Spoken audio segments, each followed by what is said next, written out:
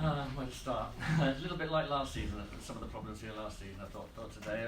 Is it fair to say you haven't got the finished squad yet, and there's a pretty important few days ahead? Yeah, I think that when you lose, you know what I mean, big players for the team, you've got to rebuild again, and you've got to rebuild the way you structure the attacks. You've got to rebuild your defensive organisation. You've got to rebuild the personalities in the side. So the positive is that the 2 or 3 that we have signed that were here last year shouldn't take too long to get into the swing of it. I thought Taylor Moore was excellent today, so I've got no grievance at all with that one. And sometimes I think you've got to hold your hands up and say they were better than us. They were better than us in their brain, in their movement, in the way they tidied up. I thought we were honest. I thought we were very honest in terms of the group of lads that we had. They kept going right to the end. But there was a golfing quality on the day, and that's just me being honest. And I think it shows that I think we need 5. I think we need at least 5. I really do. If you want to be serious about taking it to another level.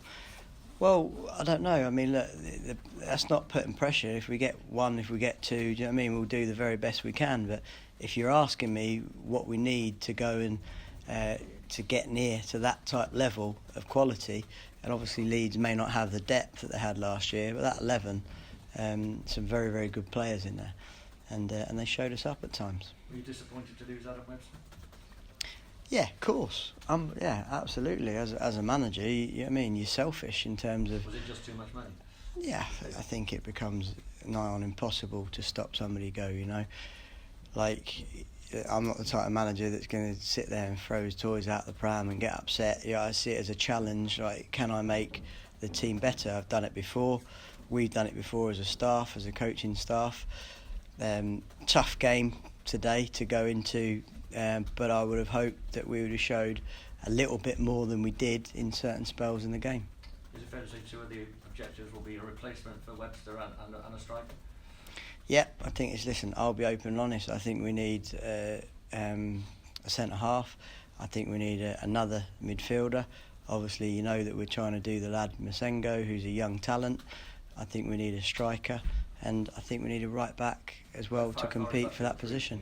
Sorry? Is that done, that deal, or is it nearly done? Well, you'll have to ask the powers that be on that one. And obviously, he's here, so you know what I mean. If he's here, the lad from Monaco. If he's here, it means that he's medically. I mean, he's having his medical. Yeah.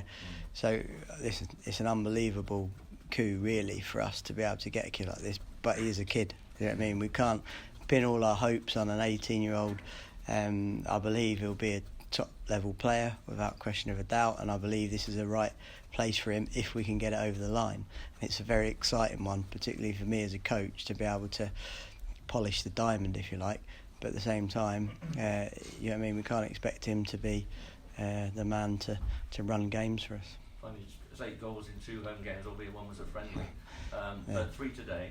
And should people be concerned by that one? Well, I think people can form their own judgments. You know, I wrote off the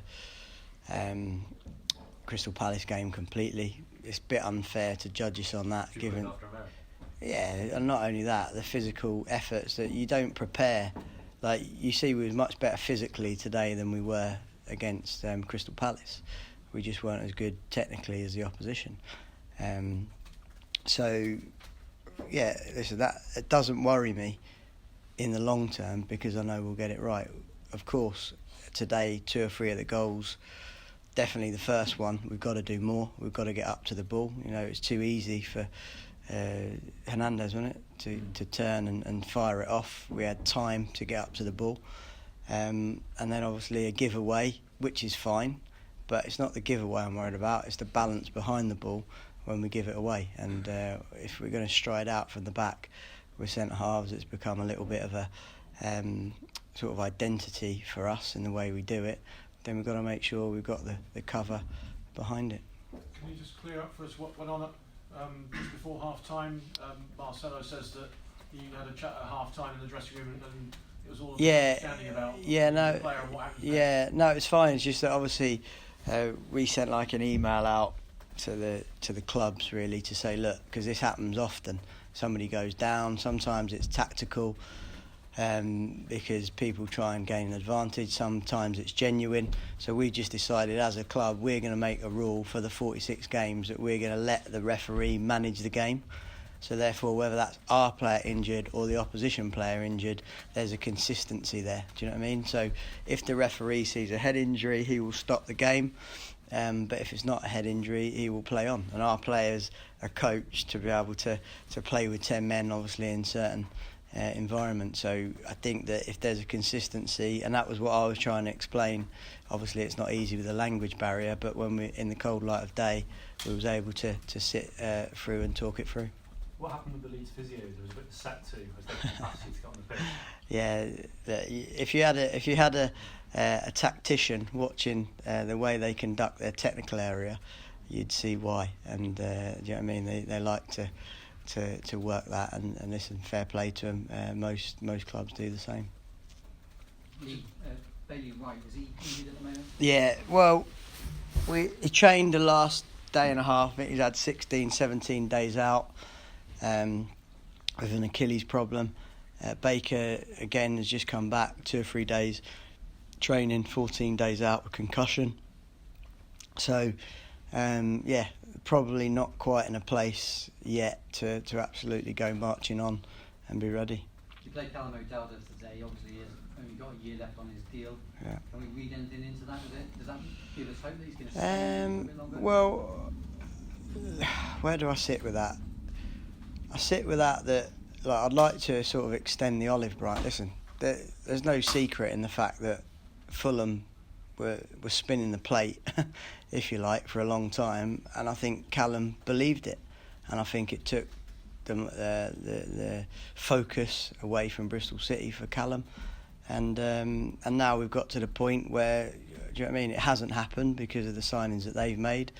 And that's where players have got to be probably a little bit smarter and sometimes listen to the people that are in the know and sort of care about them, if you like, and not always a representative. So that move didn't come off for him. There are clubs probably still interested in him, but at the same time, we would like him to re-sign. But what I don't want to do is I'd rather him re-sign today rather than on the 9th. Do you know what I mean? Because I think that shows a commitment, if you like, to the cause rather than well, I'll have a look what's out there and then right at the death I'll make a decision to sign. Just final one for me, just on transfers for the fans. Can you give them any insight into what kind of pond you're fishing in? I know Mark said the other day on the radio, looking for a proven number 9. Could they expect a well-known name to come in, or maybe not? Yeah, I'm surprised he sort of put himself under that type pressure, really, because we all know that transfer business can be very, very difficult and expensive, particularly late. So for me, the difference will be the quality of those 5, and that's how I see it. If we're going to be serious, and the expectation is that we achieve more than we did last year, and we've already said that's not 7th. But you can't keep pulling rabbits, if you like, out of the hat. It's got to be a case of trusting the recruitment department and actually getting better with players that are ready to go and not ones that have to be built up again. So I can promise you that we're in the mix for good players as I see it, and ones that myself and the recruitment team have identified. But I'm sat here now, I cannot promise that we'll get 1, 2, 3, 4, 5 over the line. I think you gave a debut to Daniel Bentley today. First question, how do you think he did? And what's the situation, how do you feel about the goalkeeping situation at the moment? Yeah, I thought it was outstanding. I thought it was outstanding in the 5-0 loss to Crystal Palace as well. I think he can feel a bit hard done by because of his performance and the fact that he's conceded 3 goals. And he's a leader for us. You know, you're asking me the goalkeeper situation is very clear to me. I've got 2 number 1s and 1's not fit. We'd love Jojo to go out on loan. There's a bit of interest in him. We've got Rennie Gilmartin. But you see today, the other thing is when you sell players and you have people like Semenyo suspended, you've got to find a homegrown somewhere. Do you know what I mean? And not only a homegrown that's good enough. And I think that then becomes a challenge. So you see today, I've done it the other way, if you like, and not that Jojo's not ready, but I took the risk, if you like, that the goalkeeper one stays on to have the sort of 6 outfield players. Semenyo's now back fit, which is fine. He comes onto the bench. But of course, big decisions have got to be made, and brave decisions about who needs to go out as much as who needs to go in. And at the same time, the players that are quite cosy, if you like, staying in and not playing, need to go and enhance their careers somewhere else. Lee, on Masengo, is that somebody that's been on the radar for a while? How have you sort of come to your attention? Yeah, well, look, it's our job to understand, to have knowledge really, and knowledge of situations, and with various contacts, we believed he may have been available. Certain things have gone on, but that's not for me to say. And then obviously we've capitalised and agreed a fee with a big club. I think Hanoa is competitive in terms of he wants to play every minute of every game, and that's understandable. And I like that attitude from a young player. Thank you very much. Steve, I just asked on Masengo, is he one you're expecting to be able to play straight away? It'd be interesting to see. Listen, he's played Champions League games and performed well in them. So, I think that we've got to be careful in terms of, like I said earlier, he's not the saviour, if you like, or do you know what I mean? We've got to be able to polish the diamond, and I truly believe he's a diamond. I think it'd be a fantastic player for us if we can get it over the line. But I'd be disappointed if we don't now. Okay?